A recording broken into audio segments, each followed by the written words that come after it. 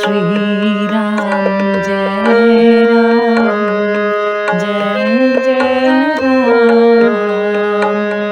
श्री राम जय राम जय जय राम। श्री राम जय राम जय जय राम। एक पुराने भक्त श्री जगाती ने उनसे पूछा, आप ये क्या कह रहे हैं? बाबा जी तो यहाँ बीमार बिस्तर पर लेटे थे और हम लोग बाहर उनकी प्रतीक्षा कर रहे थे। कमरे का द्वार 12 बजे खोला गया था और हम सभी लोगों ने यह देखा था।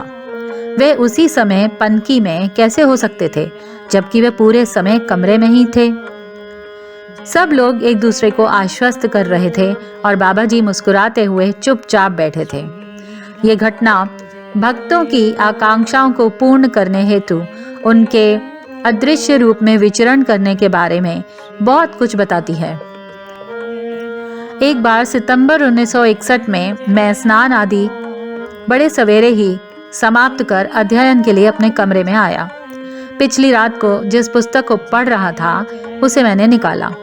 मैं ये देखकर आश्चर्यचकित रह गया कि पुस्तक के पूरे आवरण पृष्ठ पर राम राम लिखा था।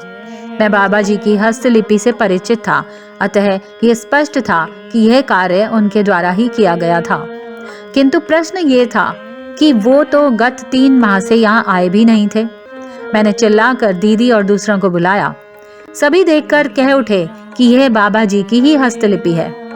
बंद कमरे में रात्रि को यह कैसे हुआ? मैंने बताया कि रात 12 बजे तक मैं ये पुस्तक पढ़ता रहा, इसमें कुछ भी नहीं लिखा था। दीदी ने कहा कि अभी आधे घंटे पहले जब मैंने पुस्तकें संभाल कर रखी और धूल झाड़ी थी तब भी कुछ नहीं था। ये इसी बीच घटित हुआ होगा।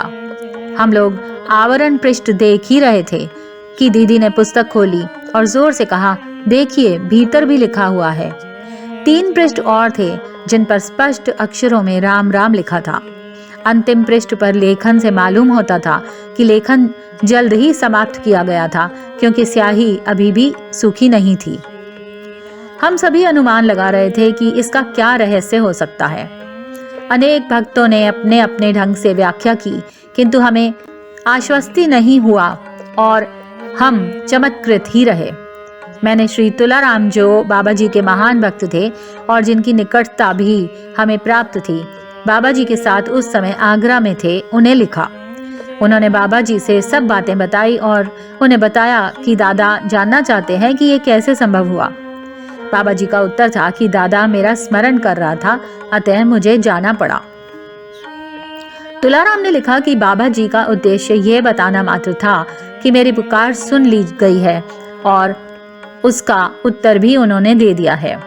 जहां तक कि इस बात का संबंध था वह हो गया, किंतु मेरे द्वारा उनका स्मरण तथा उनका अदृश्य आगमन यह रहस्य ही बना रहा जिसे मैंने पूर्ण रूप से कभी नहीं देखा। उसके पश्चात तो बहुत सी घटनाएं हुई और इन अनेक वर्षों तक उनका होना जारी रहा। एक रात मैं बहुत देर तक अपने कमरे में अध्ययन करता रहा। सभी लोग सो गए थे। एकाएक मुख्य द्वार बलपूर्वक खोला गया और बाबा जी मुझे गालियां देने लगे और जोर जोर से ये कहने लगे कि तुम बदमाश लड़के हो, मुझे बहुत कष्ट देते हो। तुमने मुझे 400 मील से यहाँ बुला लिया। तुम मेरा स्मरण कर रहे थे। घर का प्रत्येक प्राणी जग उठा, उनके कमरे में गया।